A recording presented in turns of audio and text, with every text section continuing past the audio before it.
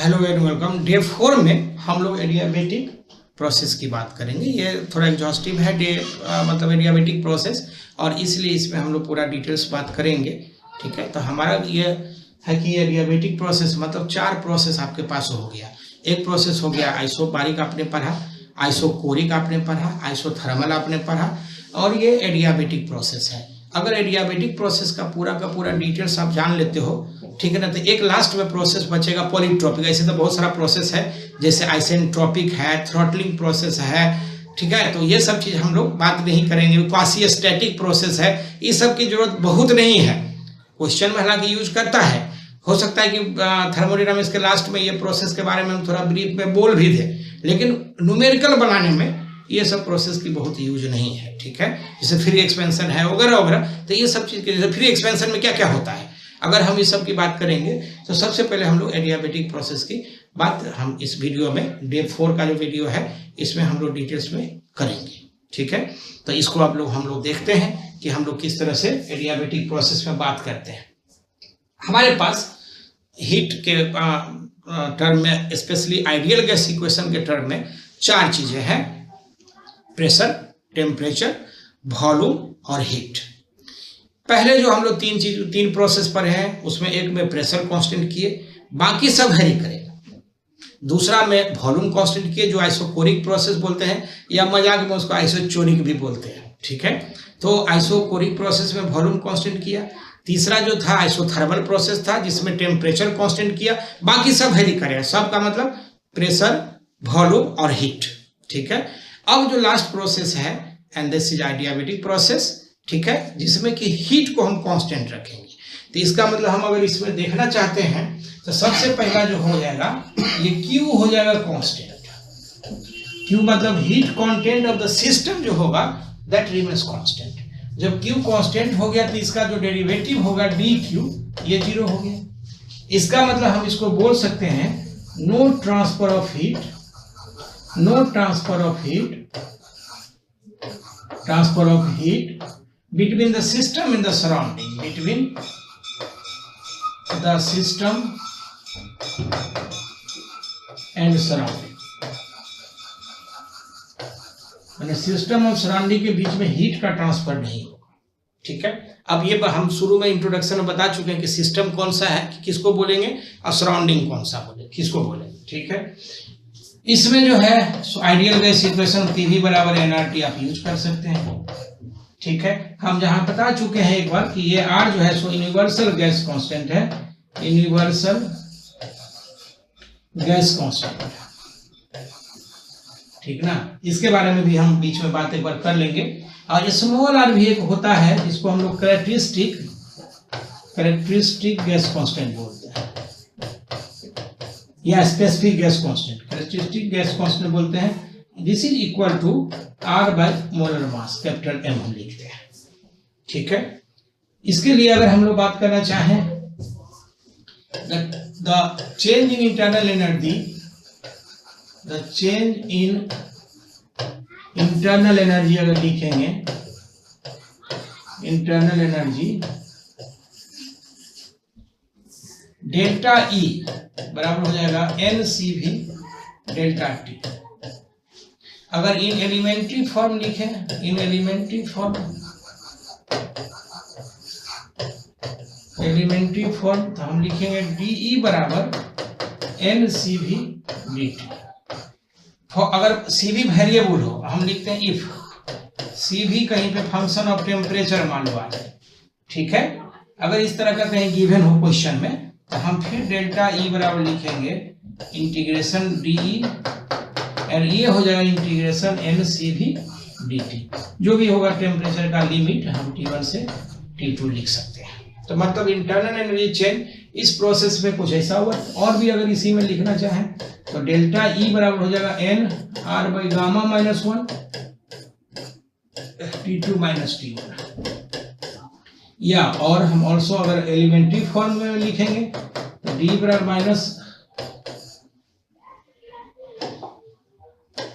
हम D बराबर लिखेंगे तो NR गामा माइनस 1 और dt। ठीक है, कुछ इस तरह से हम लोग इंटरनल एनर्जी चेंज के लिए बात कर सकते हैं। इसके लिए जो गाइडिंग इक्वेशन होगा, guiding equation for this process ये होगा PV gamma constant, well gamma जिसको बोलते हैं, ये गामा बराबर हो जाएगा एडियाबेटिक एक्सपोनेंट,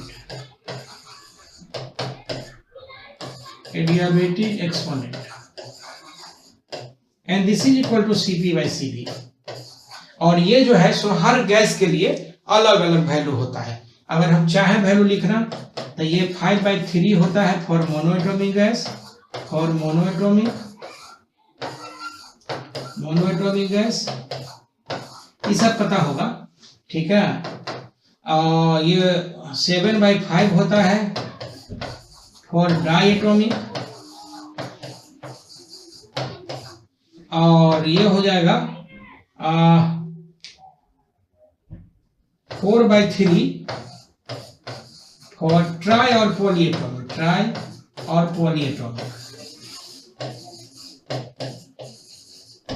पॉलीएटॉमिक, गैस।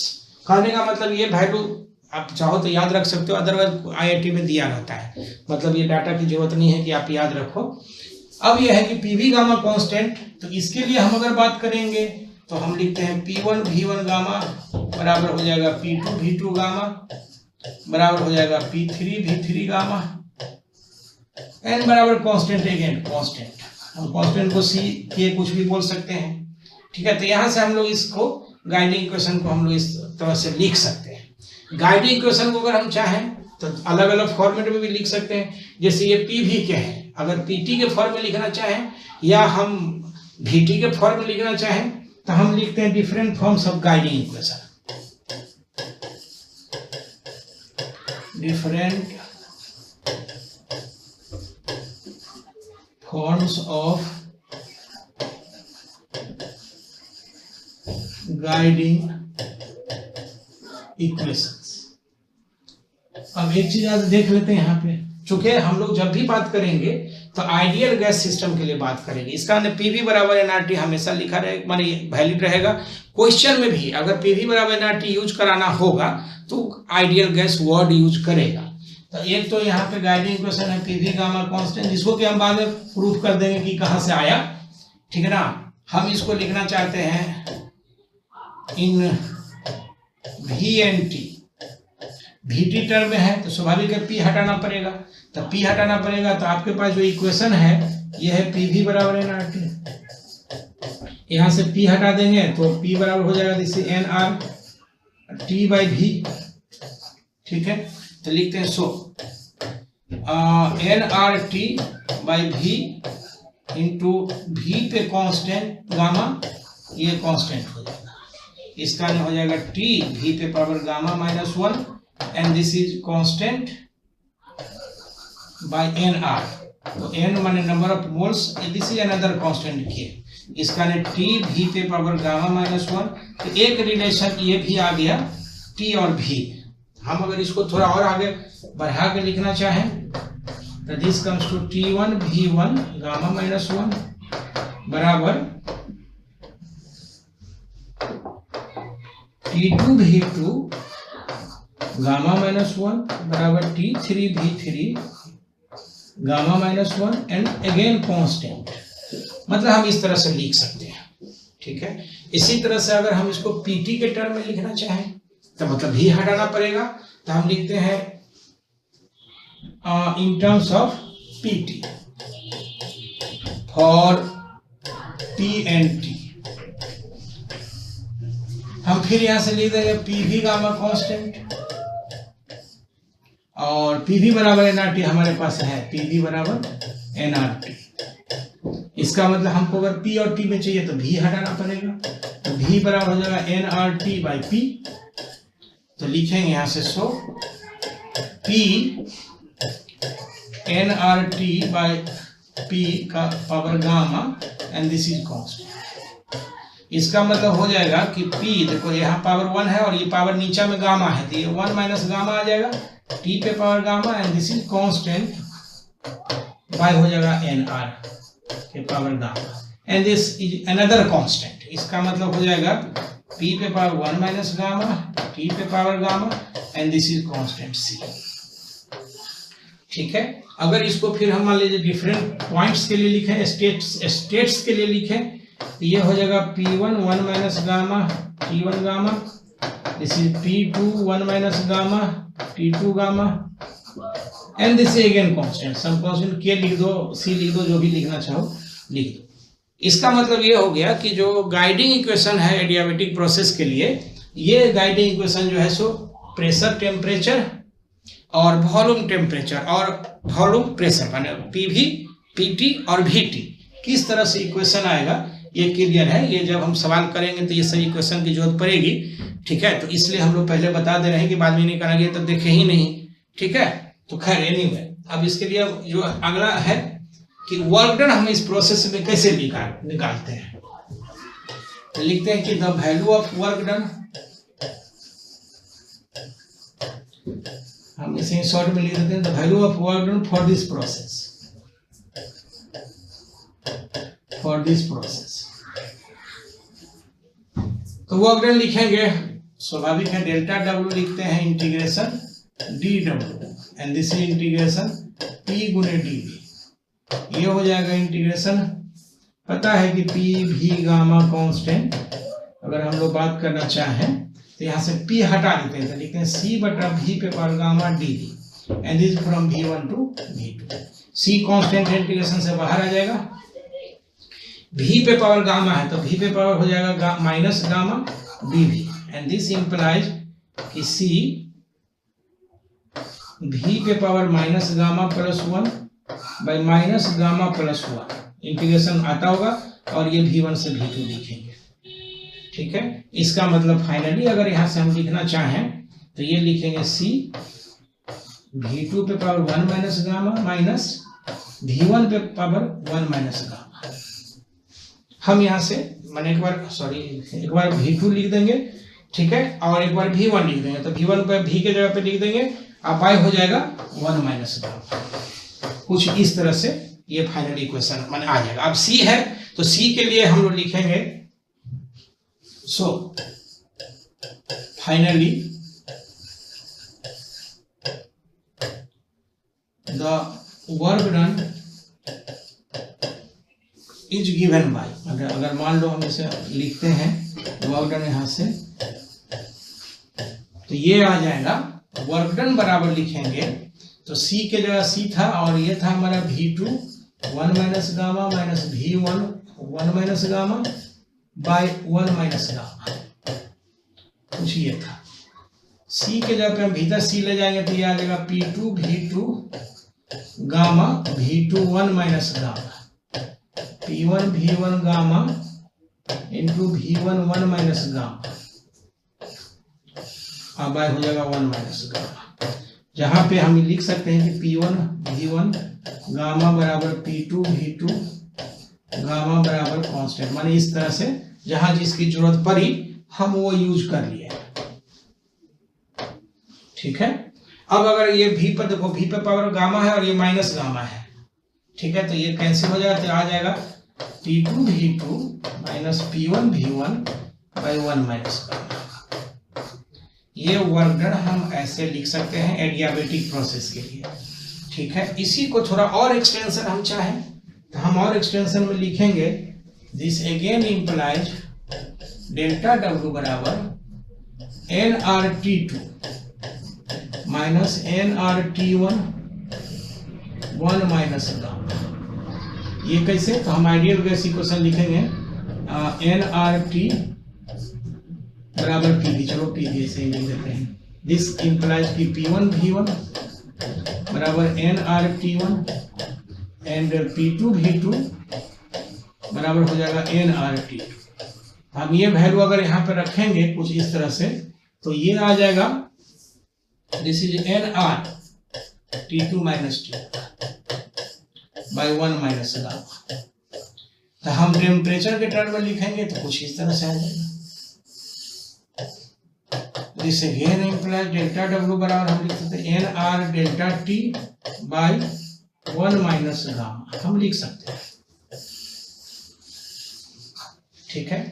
अब हम अगर हीट ट्रांसफर की वैल्यू का है तो हम तो पहले ही कंडीशन मान चुके हैं इसमें, तो हम लिखेंगे the value of heat transfer, value of heat transfer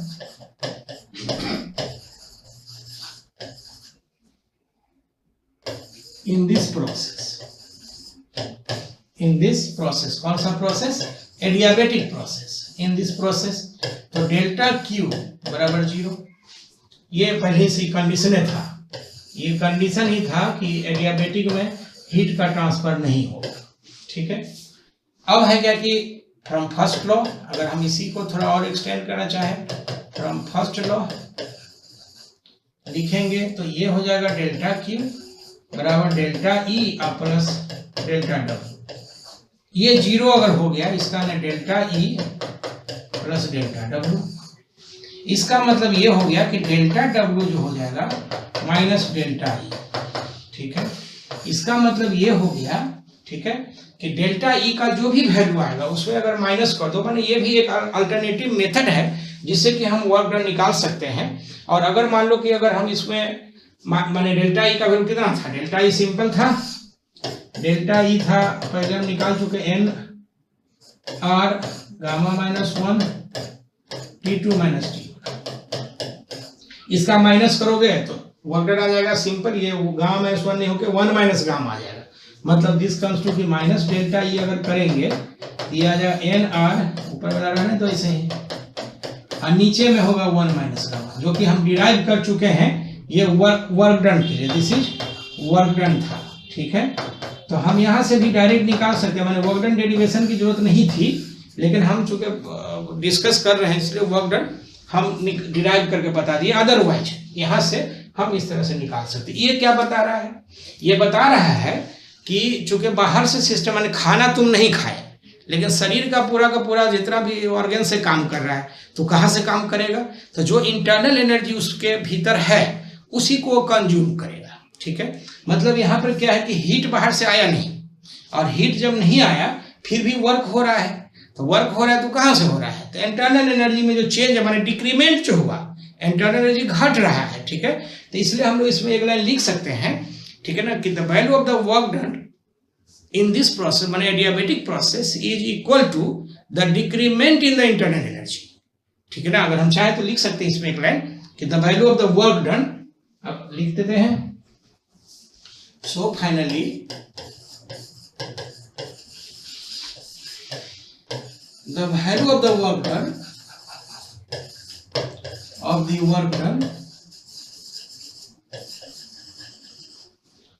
done is equal to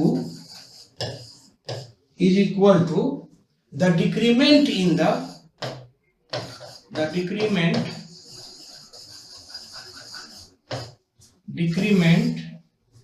the internal energy.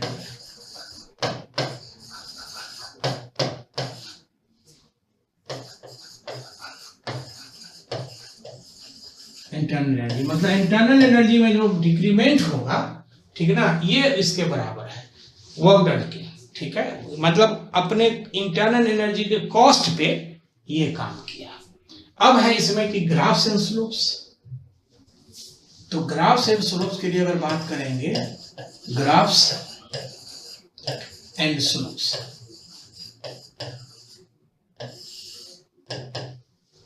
Graphs and slopes में इसमें है क्या कि तीनों ग्राफ जो है, क्योंकि पहले जो था सो ग्राफ सब आसान था, इसमें है कि ग्राफ का थोड़ा सा डिस्कस करना पड़ेगा, तो इसलिए हम लोग क्या कर रहे हैं कि इसमें अलग अलग ग्राफ के लिए बात करते हैं। अलग अलग ग्राफ के लिए जैसे मान लो ए में लिखते हैं ऑन पीवी डायग्राम,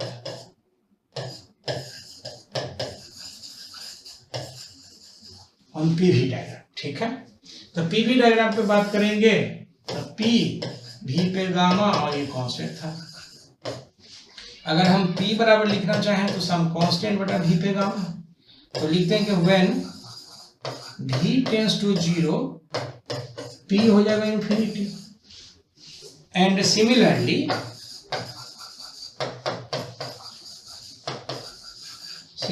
V पे लिखेंगे V बराबर, तो C और P पे 1/गामा, ऐसा करके लिख सकते हैं। लेकिन एक चीज क्लियर है कि लिखेंगे व्हेन p टेंड्स टू 0 तो v जो है सो फिर इनफाइनाइट हो जाएगा।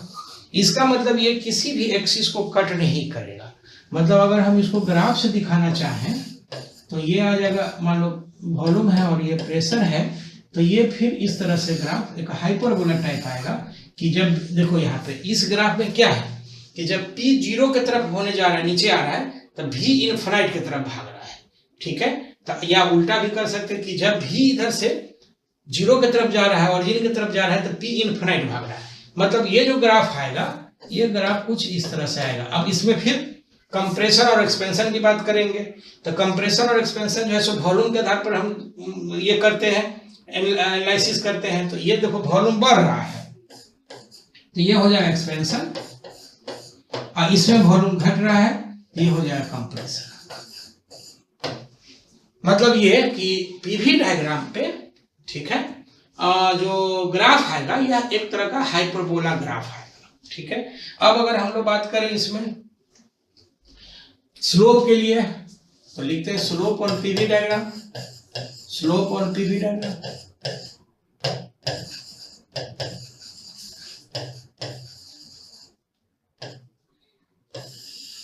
तो स्लोप ऑन पीवी डायग्राम में लिखेंगे पी भी गामा कांस्टेंट, इसको डिफरेंशिएट कर देते हैं, डिफरेंशिएटिंग पी गामा भी पे पावर गामा -1 dv प्लस भी पे power gamma dp and this will be 0। इसका मतलब dp बाई dv लिखेंगे, इसको minus gamma p by v arrange करेंगे तो कुछ इस तरह से ये सीन आ जाएगा। इसका नहीं, ये निगेटिव स्लोप है, स्लोप इज निगेटिव लिखते हैं, स्लोप इज निगेटिव। ये क्या बता रहा है भाई, तो स्लोप का मतलब यहाँ tan थीटा है, दिस इंप्लाइज कि tan थीटा जो है सो निगेटिव होगा। tan थीटा निगेटिव किस कारण में होगा पता होगा, all plus sign plus tan plus वगैरह वगैरह, ठीक ना। तो आपका जो ग्राफ आ रहा था, ये ग्राफ इस तरह से आ रहा था, ये भी इस चीज को वेरीफाई करता है यूं। तो इसको अगर हम मान लेते हैं तो कौन क्वाड्रेंट में, आप देखो एक पार्ट सेकेंड में पड़ता है, एक पार्ट फोर्थ में पड़ता है। इसका हमने all plus sign plus tan plus, ठीक है, तो इसमें tan निगेटिव आ जाएगा और इसमें भी tan निगेटिव आ जाएगा। इसका मतलब ये कि जो ग्राफ है ये सेकेंड और फोर्थ में लाई करेगा, यहाँ पे इसमें कोई दिक्कत नहीं होनी चाहिए। ठीक है, अब अगर हम इसको बात करना चाहें, थोड़ा स्लोप का कंपैरिजन कर लेते हैं, तो लिखते हैं relation between the adiabatic slope and isothermal slope.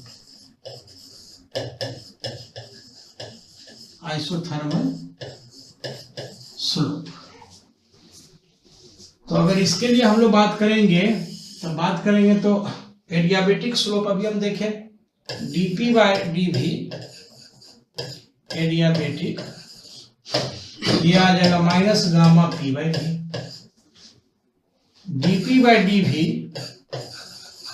Isothermal, ये आ जाएगा माइनस p बाई v। हम आगे आइसोथर्मल प्रोसेस में डिराइव कर चुके हैं। इसका मतलब हम लिखते हैं, डिवाइड कर देंगे दोनों को, तो dp बाई dv जो आ जाएगा adiabatic by dp by dv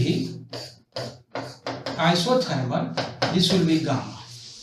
ठीक है, और ये पता है कि हम गामा हमेशा एक से बड़ा होता है, तो हम लिखेंगे since gamma is always greater than 1। इसका मतलब dp बाई dv एडियाबेटिक जो हो जाएगा greater than dp by dv isothermal. ठीक है, अगर ग्राफ को हम में कंपेयर करें इस तरह से, ये v हो जाएगा, ये p हो जाएगा, तो ये दो तरह का ग्राफ यूं आ गया। तो इसमें क्या हो गया कि ग्राफ स्लोप जो होगा ये हो गया एडियाबेटिक और ये हो जाएगा आइसोथर्मल।